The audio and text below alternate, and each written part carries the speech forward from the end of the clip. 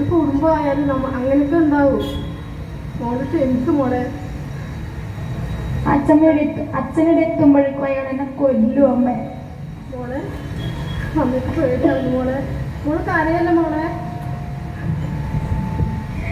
അമ്മ എന്തായാലും വേണ്ട അമ്മേ. മോളെ അച്ഛന് ഞാൻ ഇപ്പൊ പറഞ്ഞൂടാ മോളെ. അച്ഛൻ ഇപ്പൊ വരും കേട്ടാ, പേടിക്കൊന്നും വേണ്ട.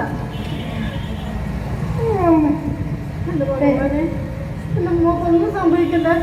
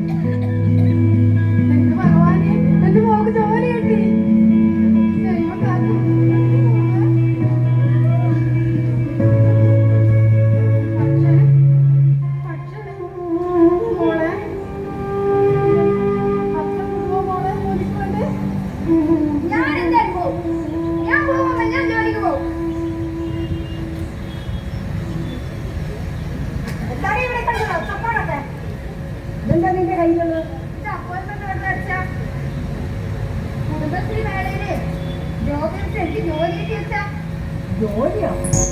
ഓ, നമ്മുടെ കുടുംബത്തിൽ നിന്ന് ഇന്ന് വരെ പെണ്ണുങ്ങൾ ജോലി ചെയ്തിട്ടില്ല. അതൊന്നും ഇനി ആശിക്കണ്ട.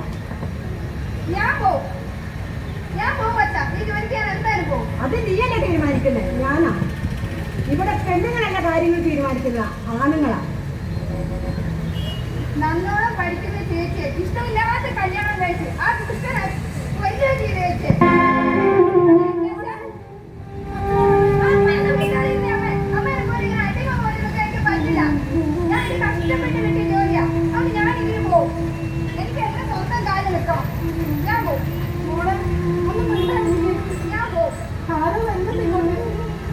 നമ്മുടെ വീട്ടിലെ കാര്യം മറ്റുള്ളവർ എന്തേ അറിയുന്നത്?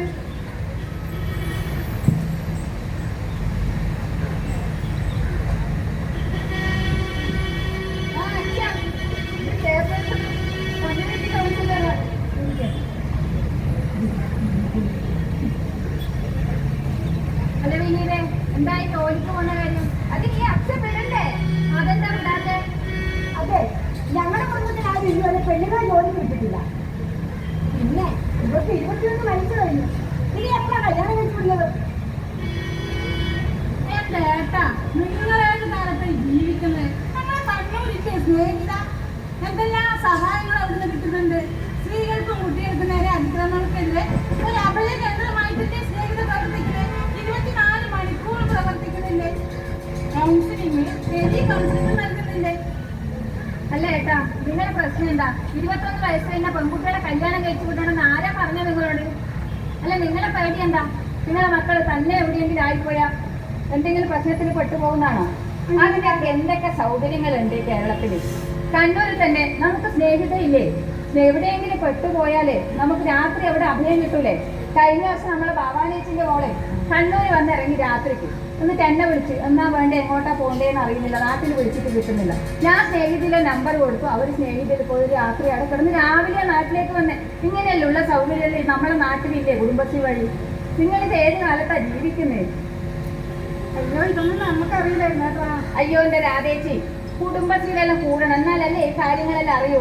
വിനീത ഇപ്പം നമ്മുടെ ഓക്സിലറി ഗ്രൂപ്പിലുള്ളതുകൊണ്ടല്ലേ ഈ കാര്യമെല്ലാം അറിഞ്ഞ്. അതുകൊണ്ടല്ലേ ജോബ് ഫെയറിൽ പങ്കെടുത്തേ. നിങ്ങളൊന്ന് പുറത്തേക്കെല്ലാം ഇറങ്ങി. ഇപ്പോഴും ഉണ്ടാ കുടുംബശ്രീയിൽ കൂടാത്ത ആളുകളെല്ലാം, എന്നാലല്ലേ ഈ കാര്യങ്ങളെല്ലാം അറിയുള്ളൂ. അയ്യോ, ഇക്കാര്യങ്ങളൊന്നും എനിക്കറിയില്ലായിരുന്നു കേട്ടോ. ഞാനും കുറെ തെറ്റുകളൊക്കെ ചെയ്തിട്ടുണ്ട്. ഞാൻ വിചാരിച്ചു എൻ്റെ ഭാര്യയും മക്കളും പുറത്തിറങ്ങാൻ സുരക്ഷിതമായിട്ട് ഇരിക്കട്ടെ എന്നായിരുന്നു. ഇപ്പോഴെനിക്ക് മനസ്സിലായി എൻ്റെ തെറ്റുകളെല്ലാം എനിക്ക് മനസ്സിലായി. എൻ്റെ ബോധ്യങ്ങളും എൻ്റെ ആറ്റിറ്റ്യൂഡ് എല്ലാം തെറ്റാണെന്ന് എനിക്ക് മനസ്സിലായി. ഇനിയിപ്പോൾ നിങ്ങൾ പറയുന്ന കാര്യങ്ങളൊക്കെ ശരിയാണെന്ന് എനിക്ക് തോന്നുന്നു. എന്നാൽ ഞാൻ എൻ്റെ മോളെ ഇനി ജോലിക്ക് വിടാം കേട്ടോ. ഓക്കെ, അപ്പൊ ഈ ജോലിക്ക് പോവാണ്. സ്ത്രീ കുടുംബത്തിന്റെ വിളക്കാണ്, ഐശ്വര്യമാണ് എന്തൊക്കെ പറയുമെങ്കിലും എവിടെയാണ് സ്ത്രീക്ക് സുരക്ഷ ലഭിക്കുന്നത്? സ്ത്രീകളും കുട്ടികളും അതുപോലെ തന്നെ ട്രാൻസ്ജെൻഡേഴ്സും ഒരുപാട് അക്രമങ്ങൾ നേരിടുന്ന ഒരു കാലത്താണ് നമ്മളെല്ലാം ജീവിക്കുന്നത്. അതിനെ പ്രതിരോധിക്കുന്നതിന് വേണ്ടിയുള്ള പരിപാടിയാണ് നയി ചേതന 3.0.